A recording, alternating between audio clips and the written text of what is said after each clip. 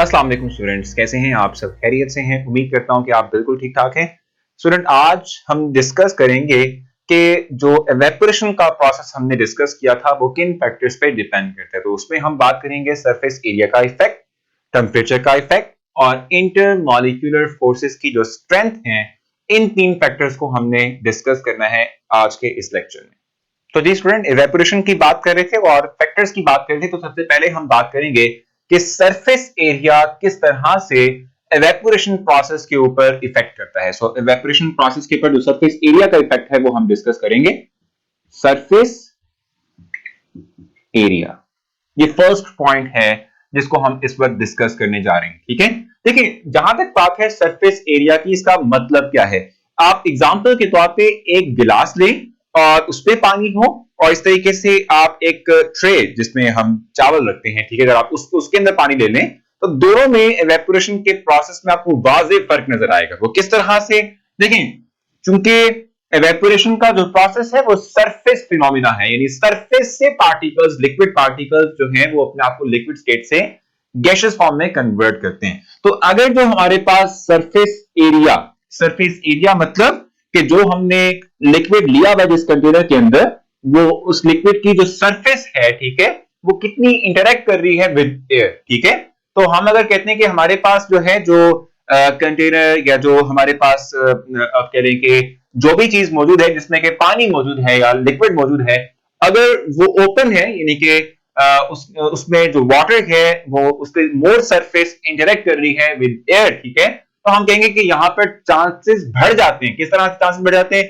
कि अब जहां पर क्या होगा कि इस लिक्विड के अंदर जो मोर एनर्जेटिक पार्टिकल्स हैं, now they have more chances कि ये एक दूसरे से कोलाइड करते करते सरफेस ऑफ लिक्विड तक पहुंच जाएं। और जब ये मोर आप कह लें कि चांसेस हैं कि ये कोलाइड करते हुए सरफेस ऑफ लिक्विड तक पहुंचेंगे, तो इनके पास ज्यादा चांस होगा कि ये उस लिक्विड सरफेस को छोड़ के, उस लिक्विड स्टेट को छोड़ के अपने आप को एवेपोरेट कर लें। ठीक है, सो हम ये बात कह सकते हैं कि greater the surface area, more will be the evaporation, lesser या कह लें कि smaller the surface area, less will be evaporation. तो हम ये कह सकते हैं कि सरफेस एरिया के जो एवेपोरेशन प्रोसेस है वो डायरेक्टली प्रोपोर्शनल है,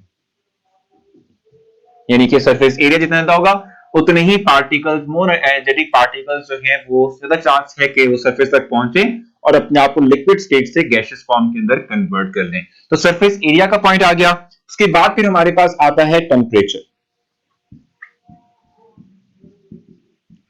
जहां तक बात है टेम्परेचर की, तो देखें, एवेपोरेशन का प्रोसेस होता ही इसलिए है कि पार्टिकल्स के पास एनर्जी है और ज्यादा एनर्जी है बाकियों की निस्बत, यानी बाकी पार्टिकल्स की निस्बत चंद एक पार्टिकल्स के पास एनर्जी ज्यादा है, इसीलिए जो है वो बासानी एवेपोरेट कर जाता है। तो देखें, अगर आप टेम्परेचर कम कर देंगे तो कम पार्टिकल्स ऐसे होंगे जिनके पास एनर्जी ज्यादा होगी, तो पार्टिकल्स जितने कम होंगे उतनी ही कम एवेपोरेशन भी होगी।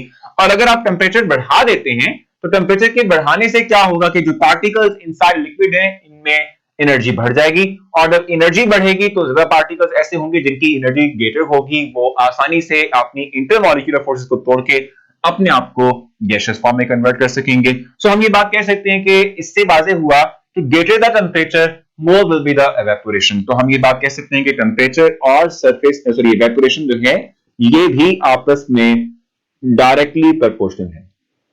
ठीक है, यानी जितना टेम्परेचर ज्यादा होगा उतने ही आसानी से पार्टिकल्स एवेपोरेट कर पाएंगे, एवेपोरेशन रेट ज्यादा होगा, एवेपोरेशन प्रोसेस जो है वो स्पीड अप होगा। ठीक है, अच्छा, उसके बाद जो थर्ड पॉइंट हमारे पास है, एक तो सरफेस एरिया, दूसरा टेम्परेचर।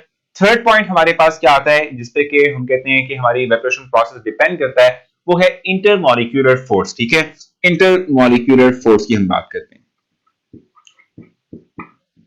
मॉलिक्यूलर फोर्स इसकी स्ट्रेंथ पे डिपेंड करता है एवेपोरेशन प्रोसेस। अब देखिए, मैं एग्जांपल आपको देता हूं।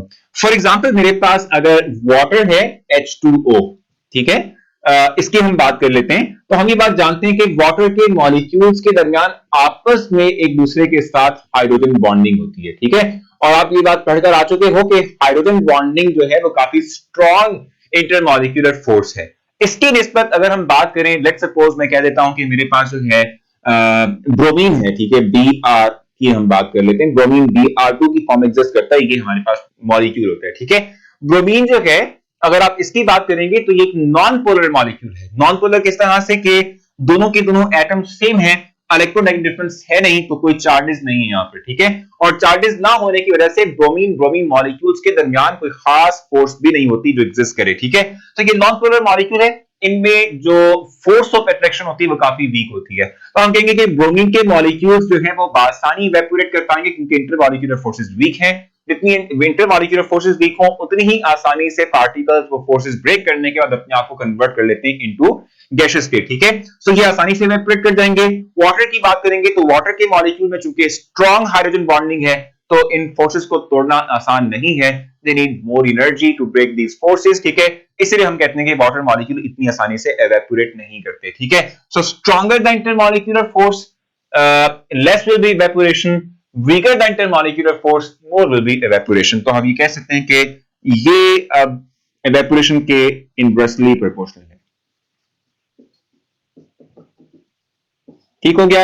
यानी कि strength of intermolecular force is inversely proportional to evaporation। stronger the intermolecular force, less will be evaporation, weaker the intermolecular force, more will be evaporation। ये हमारे पास लास्ट पॉइंट जो कि हम कहते हैं फैक्टर है, की फैक्टर जो कि इफेक्ट करता है इवेपोरेशन प्रोसेस पे। सो होप सो कि आपने तमाम पॉइंट्स जो मैंने आपसे डिस्कस किए समझ लिए हैं। स्टिल कोई कंफ्यूजन रह गई हुई तो आप मुझसे पूछ सकते हैं, मैं आपको बता दूंगा। ख्याल रखें, मुलाकात होती है नेक्स्ट लेक्चर में एक नए टॉपिक के साथ। तब तक के लिए अल्लाह हाफिज।